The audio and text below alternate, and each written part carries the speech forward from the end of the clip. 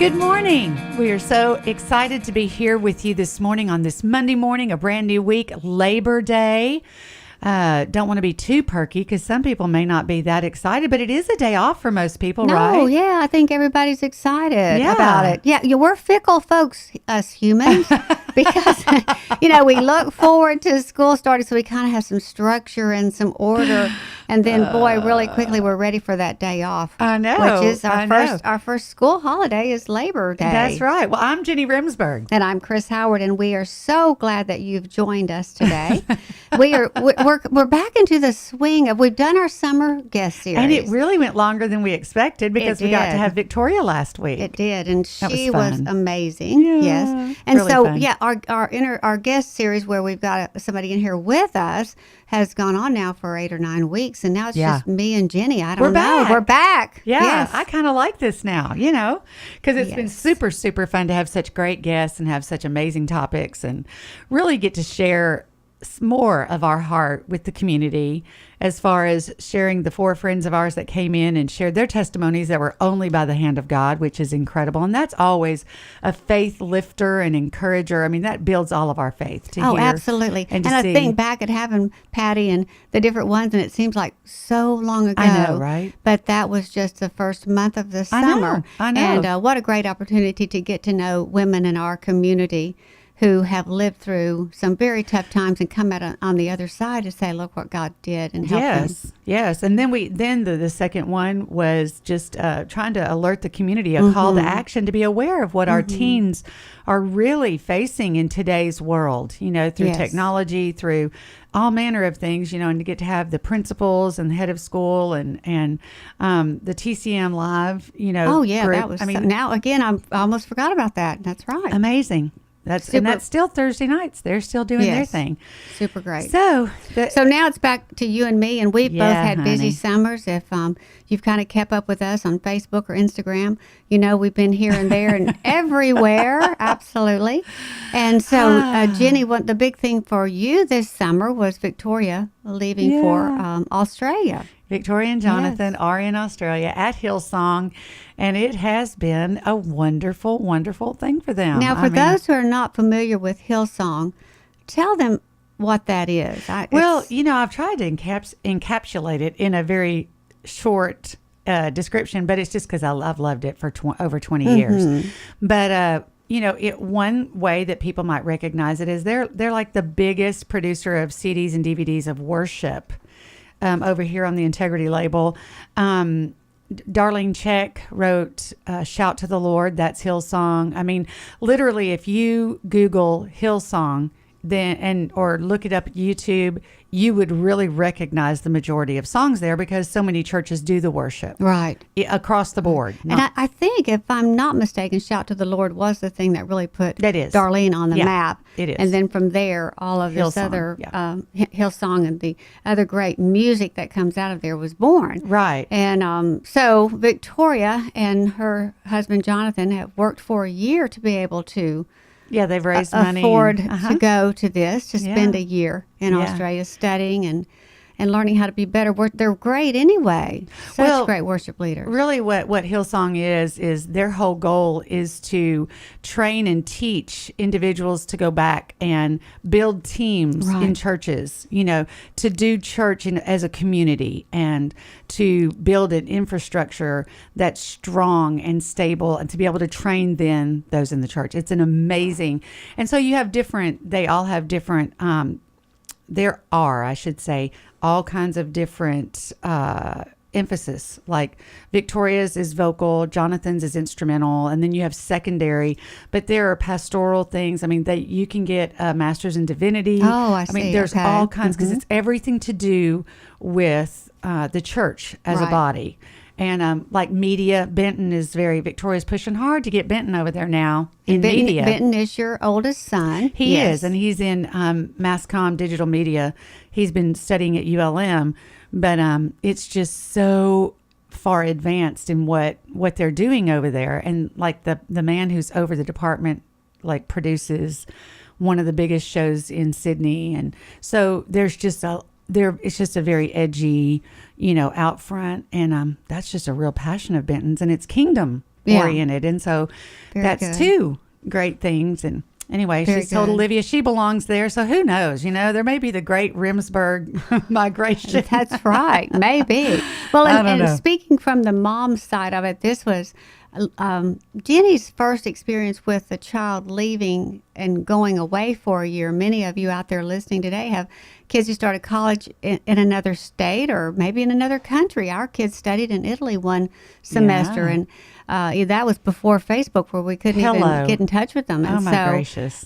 This is Jenny's first experience with that. And I'm going to tell you, at the first of the summer, she was a bit of a basket case getting it all together. The thing is from the time that Victoria said, we are actually going to apply, and then she said, we were accepted, but we're not. We want to fast and pray and be sure that we're supposed to accept our acceptance, And then the year of preparation, and I have been beyond thrilled because it's always been a desire of my heart. Mm-hmm. And so to see her and Jonathan stepping up and walking into this knowing that God was going before them, and just the different things that God spoke to my heart about what he was preparing for them and what he was going to do for them.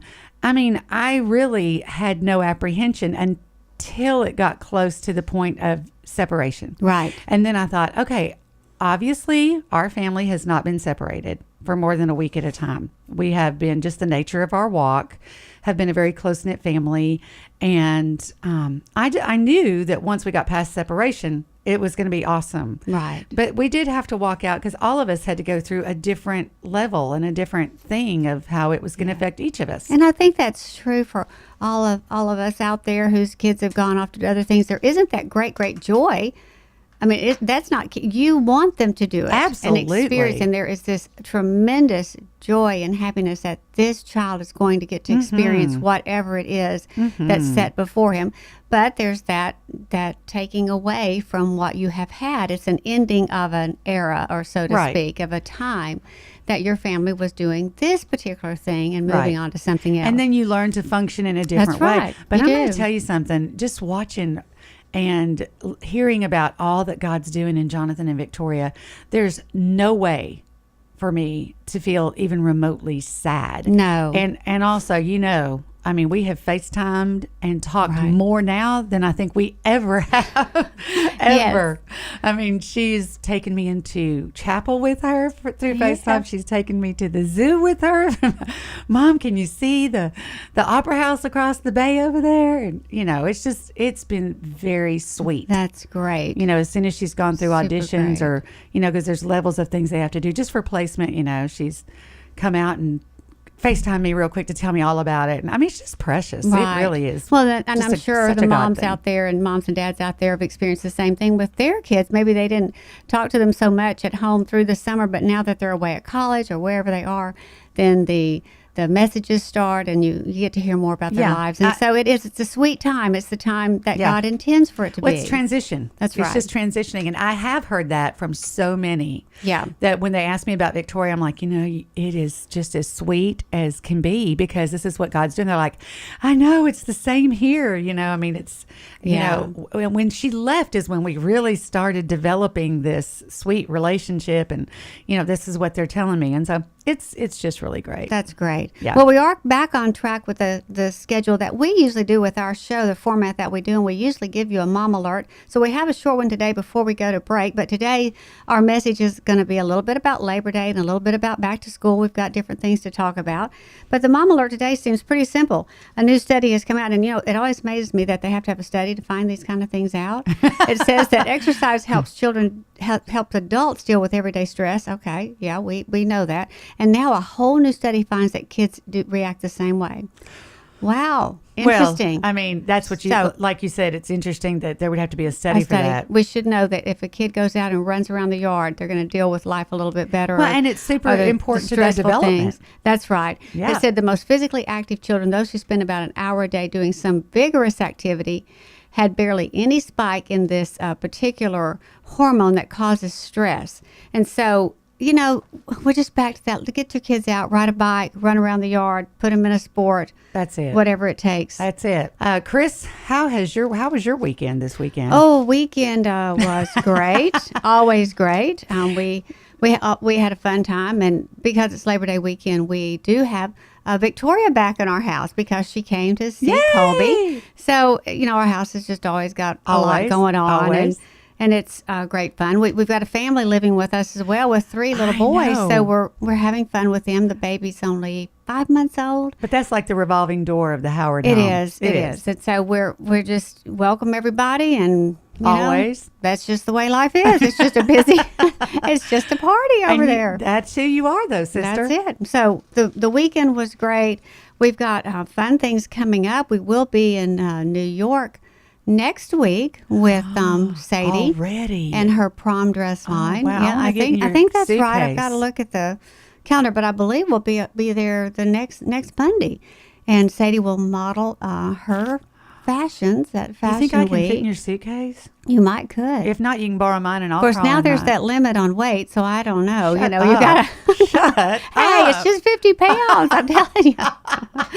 So we're just so excited and can't wait to see Sadie and see her prom dress line revealed, and it's going to be a lot of fun. So and the cool thing is too is I just whenever you were sharing with me about going down and going through the different designs that she would try on, and they'd say, well, that's a little too short. Oh, we can make that longer. Well, that's a little too revealing. Well, we can make that higher. So it is going to be just a wonderfully age appropriate group of designs. They were so great to work with, the designers of these prom dress lines. And as many articles have said, we've read many things that have come out about it. It's going to be daddy friendly. Okay. So when I said age appropriate, that would not be, because it's not just her age, because there's a lot of things that people choose, but it's how about modest is hottest kind of appropriate. I mean, it's going to be. Did you make that up? No, I didn't. I thought that's good. No, yes. it's all over. Is that everywhere? Yeah, it's well, everywhere. Yes, this one is, as they say, Willie or daddy friendly. There so you go. The dresses are a little bit longer. The short dresses are, and they're a little bit higher, and that's so awesome. And they're just really and they're really cute. Fabulous. They are fabulous, and she looked fabulous in every one Yeah. of them. It was hard to pick the ones that she wanted in her line because she just looked so cute in all of them. Of course, the grandmother, I can't, it's like they all look darling. Yeah, but you're still super objective. You have a great eye. I try to be. So we've got that coming up, and that's going to be a lot of fun, and as well as some speaking events for the kids that I'll go with them on. And I love that, seeing them in action and inspiring other teenagers. And Sadie's actually started a YouTube. I love that. She started this little YouTube message and Kolby, with her right? great friend Kolby, and they'll share scripture and just a little bit about it. And, on Mondays, just like Mama. They are. They're going to do it on Mondays, and they've already done a couple of them.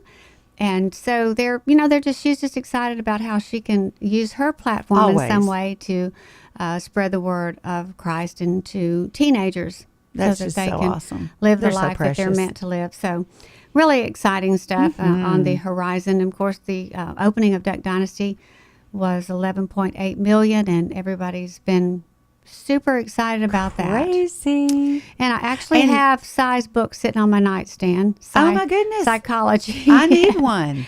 I haven't gotten to read it yet. Okay, but well, when you're done. I know it's going to be great. And then Phil was out at Ewing Coliseum at the beginning of ULM, and that was incredible. Yes, I didn't get to go to that, but heard it was great. And John Luke said he and Reed and Cole did a song. So that was John interesting. Luke. Well, he didn't actually sing, but he played the tambourine. He did. He did. Yeah. Well, I loved it that when was he fun. and Willie and Scotty McCreery did the Man of Constant Sorrow. Yes, from Oh Brother, Where Art Thou, or whatever. Oh my gracious, that was hysterical. So that kind of catches you guys out there up with us. We're always just got a lot of things going, rocking and rolling. But I did find a great article.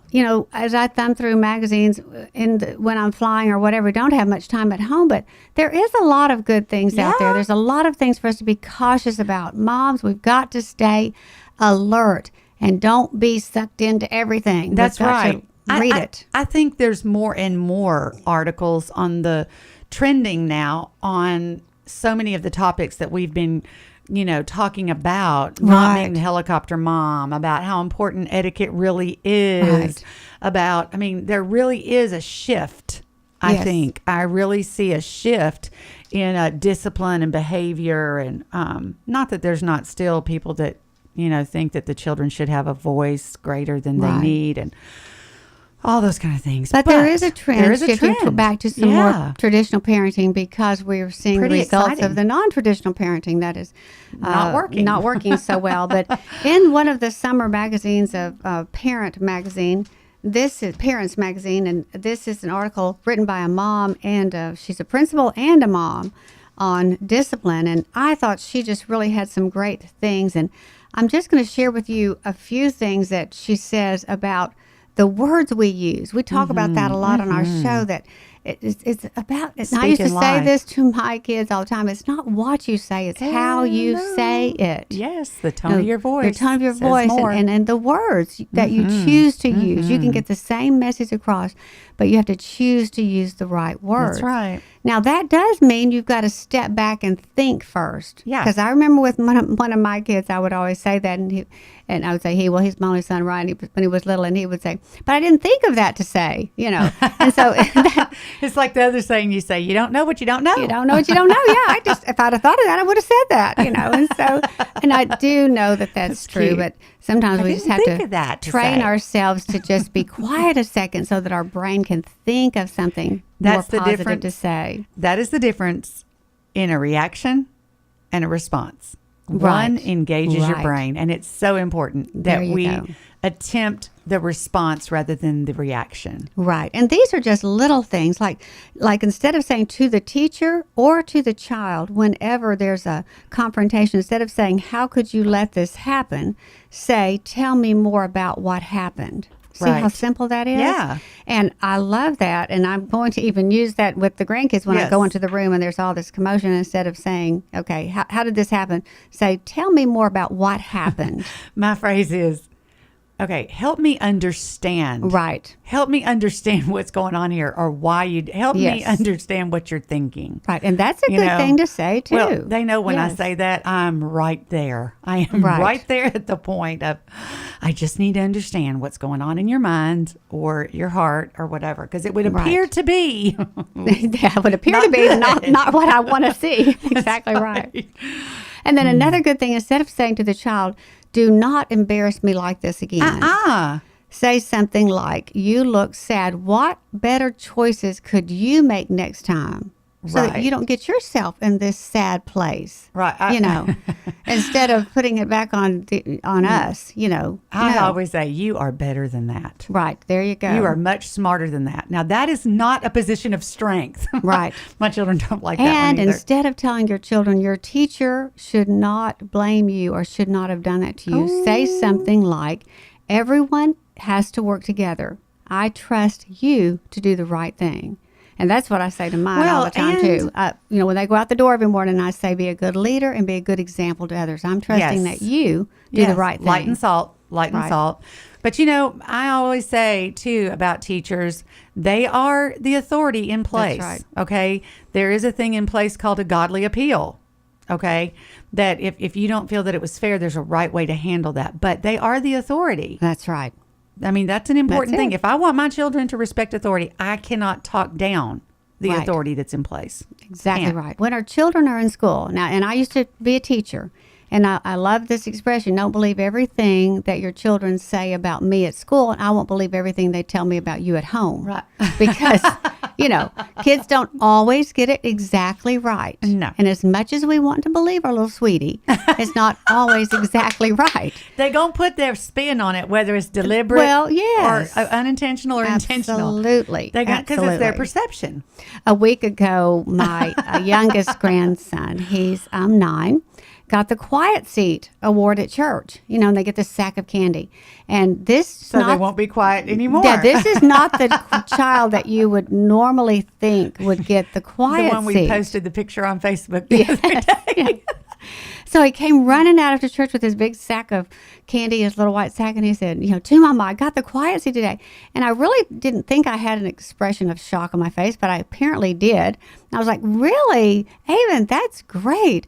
And he said, well, to Mama, it isn't just about being quiet. It's also about singing really good and answering all the questions. So he was like reading my mind, that I was thinking, you're not really the quiet one, are you? But anyway, it's how we say things. It's the expressions that we give. There's all kinds of things involved in communication. That's right. That's what the whole key is here. And any authority will say that the tone of your voice and your body language speaks louder than the words you say. And communication is the key to good relationships. That's right. Just being able to communicate properly and say, and it is not an easy thing. We say communication is the key to understanding. Absolutely. Communicate with me. Olivia will say sometimes, well, I'm sorry if you did not hear what I said. That would not be my fault. And I'd say, well, yeah, it would be, since you're the one trying to communicate to me.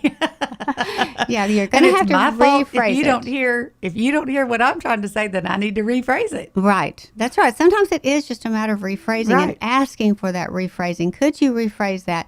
Because how you said it, I didn't get it. Right. The right way, apparently. Reword that for me. I'm not understanding what you're saying. So we're looking in Parents Magazine in probably the August edition. Actually it's a September edition, so it's a brand new one. Yeah. And it has some really great things to say to your child, or to say to the principal, or maybe the teacher. And one of them says, like, to the principal, instead of saying, you treated my child unfairly, perhaps you should say, let's meet to strategize about how this can be avoided in the future, which is a great thing to say. Because when you say to a principal or a teacher, I didn't like the way you treated my child, every defense mechanism is up.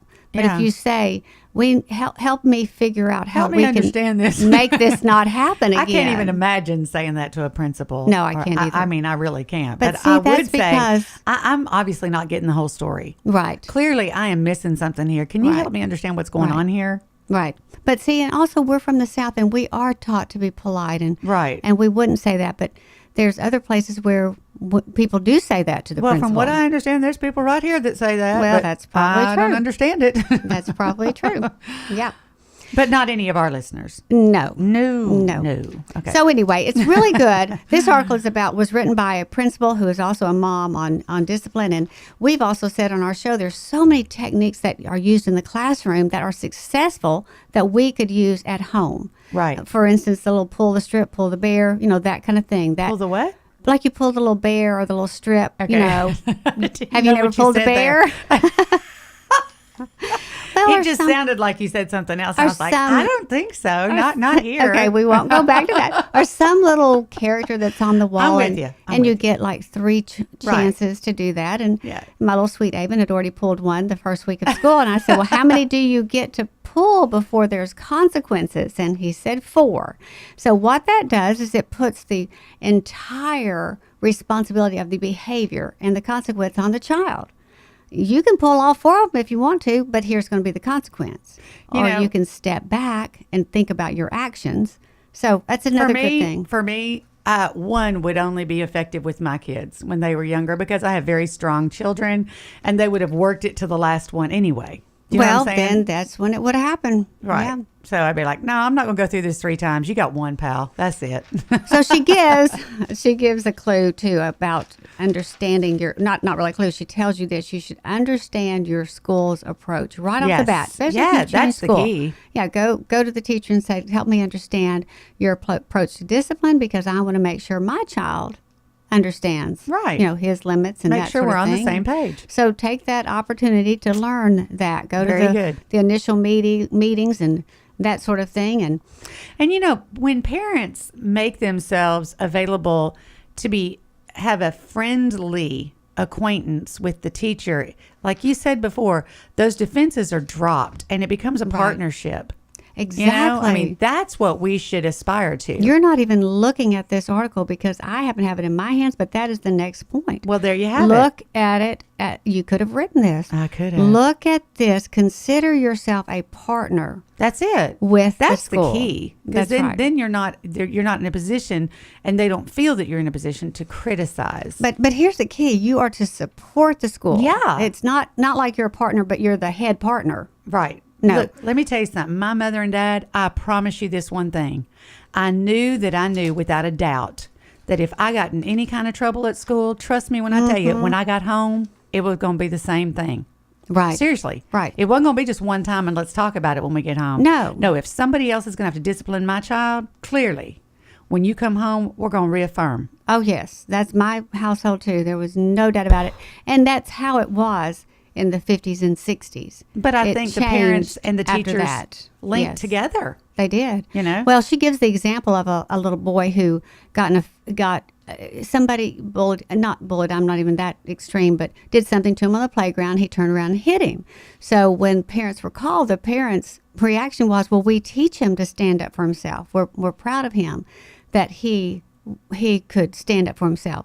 And the teacher just had to say, well, that is your rule at home, but at school, we don't hit for any reason at all. So it's very important that there's ways to stand up for yourself without, parents have to understand what the school rule is. And, your children are going to go in situations where there will be different rules than what you have at home. And that's life. Right. You have to learn to deal with any given adults. We walk around and have to deal with all kinds of different situations. So our children have to get that right from the beginning. Exactly. So, and then, she talks about other parents that she's called and they were just so embarrassed and furious at the child, so there's always that's two extremes, though. Right. Absolutely. I mean, again, if you just go in and let the child see you supporting them and you say, okay, help me understand what's going on here. Why would that be an option for you? But I mean, if that's what the parents have trained them, there's the reason that's there. Right. Yeah. Another thing she says is to accept the fact that you can't know everything. Like Jenny said a minute ago, she said, wait, tell me more about. What'd you say? Something about that? Help me understand this. You're going to need to tell me more because I am not understanding what you're saying. And sometimes in situations with children, you're not going to get all the facts exactly right. And the point has to just be made to the child that I expect you to do the right thing. No matter what the circumstances are, to do the right thing. And that's not. And in your choice to do the right thing, I commit to you to stand with you to help make it right, to do the appropriate thing. Right. I do not desire that you are run over, that you are mistreated, but I do desire that you show forth the behavior that's acceptable and appropriate. And then I'll stand with you to try to make the situation right. Absolutely. And the last thing that I wanted to share is to be sure to tell your school about any changes that are happening at home. I mean, let your teacher be aware of things. And as a former teacher, I would, spot some little red flags going up in a child and I'd say, is everything okay? And then I would kind of get the story behind, my grandma's really sick. We spent all weekend over there, things like that. Yeah. And so if you think there's something that's significant that could affect your child's behavior or their performance in their schoolwork, notify the teacher because most teachers, teachers teach not for the money. I can guarantee you that. Exactly. Teachers are there because they have a heart for educating children. And even the teachers who are burnout, who've been there for 20 years, who are a little bit burnt out, that's where their heart is. Well, they obviously have a passion to make a difference. They do. And so they want to know. So those things matter. They want to know if there's something that could be affecting that particular child this week. Absolutely. Maybe they, didn't get their homework done like they usually do. If this is a student that does things regularly in a good way, but things are just kind of falling apart, they want to know why. They want to be able to help address that. So some interesting things about how we can help out our principals and our teachers and our little kiddos as we begin a new school year. I think one thing that we should add to that maybe, and you can correct me if you don't agree, I mean, just being a teacher, I think as parents, we do ourselves a disservice and our children a disservice to immediately jump on the side of our children rather than taking the approach of not assuming the worst. Right. I I really think that we should really work to be more unbiased and just give the benefit of the doubt before we learn. Right. Just say, look, until I learn more, let's don't go to that extreme. Right. I mean, let's just gather. And I have expressive children, passionate kids, and not with teachers, but in situations they have felt like they're giving me all the information. And later I found out, well, they didn't. That was their perception, Right. Of a situation, whether it's between each other or whatever. I think we would do ourselves and our children and teachers, just the whole situation, a favor to say, let's get more information. Right. Let's get more, because maybe a teacher has misunderstood a certain activity or action, or you know what I'm saying? Right. There's just more to it sometimes. Well, it's that step back approach. Let me just step back a second until I know all the details, and then I'll get back with you. That's and, right. If in every area our children function better like that. Even, this is just throw this in, they come to you and say, can I go to so-and-so's party on Friday night? You don't have to say yes or no right then. Hello. You can say, well, let me get a little more information on that, and I will get back to you. Right. And even if they press you, say, no, No. I'm not, I don't know enough information. And that works so well in just about every area of dealing with our children. Oh, look, I've had them. We don't have to do it immediately. Okay, No, today I've is had 'em Labor say, Day. Yes or no? Is that a yes or no? Oh, yeah, I said, yeah, It's I neither know. one. It's neither one. Okay. Yes, I don't have all the facts yet, but I will tell you that later on. So it's not a no. It's neither one. It's neither one. Yes. So today's Labor Day, and so where did Labor Day come from? Well, it is a day set aside to pay tribute to our working men and women, and it has Yes. been celebrated as a national holiday in the United States and Canada since 1894. There you go. It's so, sometimes I read dates and I think, wow, they were really thinking the same thing we were thinking in 1894, but yes, they were. There's nothing new under the sun, No, Chris. there's not. Our research told us that labor unions celebrated the first Labor Days in the United States at the first Labor Day parade, September the 5th, 1882 in New York City. So what happened between 1882 and 1894? That's a long period of time. Well, it just 12 wasn't years. declared a national holiday. Oh, It I takes see. them a while to, it's the 12 paperwork. years of fun to decide, That's okay, right. we're going to keep it. Exactly right.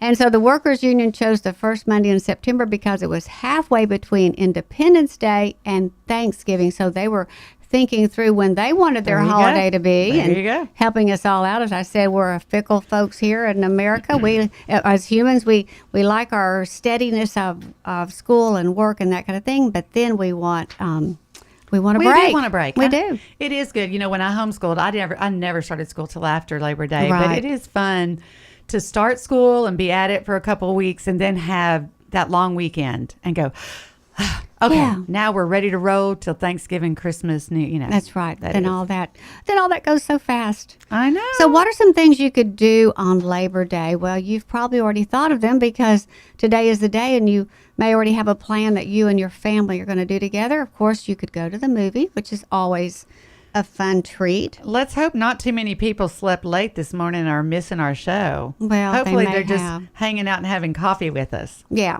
maybe so, maybe so. But it's always great to have friends and family over, have a Yes. cookout. That's so fun. And usually here in Louisiana, we can still swim, of course, the pool. oh yeah. Still nice weather. Hey, look. In Louisiana, the pool is still very warm. It Very hasn't even warm. cooled off yet. The river is still very warm. This Hello. is the time of year I love to go when you jump in. It Come feels on nice now. and warm. Yeah. And if you're not up for grilling, you can order pizza, so that everybody gets a day off. I like that idea too. I love that. Yeah. Or play you could, games. get Oh, out my in the yard gracious, and that would be fun. play some relay games and, find everybody, get all the kids in your neighborhood to gather up and do something fun like that. Or if it's too hot, you can do indoor games like Scrabble and cards. And Right. I love that too. Love that too. The kids at my house lately have been playing Monopoly, which is that game that never ends. I know, right? And they make me keep it up on the floor. I know, the sweet family you have living with you were waiting for Bella to come Right, over and come finish the other day. back. You're like, how long are we going to keep this Yeah, game going? don't touch that game on the floor because it's been going on for days, which is fun for the kids. Absolutely. And of course, a day like Labor Day would be a great day for me to get to just make a piece of jewelry or make Yeah. sew something that I've been wanting to Mm-hmm. remake or, do something that's creative. Right. That's always fun to That's- do. And yeah. of course, your kids love that too when you pull them to tie-dye T-shirts or Too much fun. Anything simple like that, that's a lot of fun. Or, you could do a picnic. It's not too late to gather everything up and go to the park. It doesn't have to be very involved. Just hanging out together, doing something fun. Yes, absolutely. Yes. Well, I can't believe we're at the end of another show. It's crazy. Goes by way too fast every time. But we had some good tips on how we can get along with our teachers and our principals better this school year. Of course, if you have a child with a discipline problem that's bigger than you all can manage, then get the help that you need. Do that early. Don't wait until it's a bigger problem. You want to handle that and nip that in the bud right off the bat. And we always recommend John Roseman's books. Parenting by the Book is a great one. It's got all kinds of great resources in there. We've got great help in our community as well if you need help beyond just what your teachers can do. You know what? I noticed that we didn't give the quote of the day, and it's fun. It's fun especially for the women that are listening. Well, because we get that working mother thing. Yeah. To say the phrase working mother is redundant. Right. Absolutely. That's funny. That is funny. It's true. It's so true. Because a mom is always working at something. That's it. All right, when we leave you, we always leave you with 4 things for you to think about. The first thing is we say don't give up. God's given you this job and you can do it. Wake up every morning and thank God that you're the mom of this family. And speak life into your children's hearts every day. That's what we've been talking about today. Choose your words wisely and use those words that build them up and bring them closer to God. And then remember to be consistent. Kids thrive on consistency in every area of their life. But consistency does not mean boring. So have fun with your kids, especially today. Make memories today. We'll see you next week.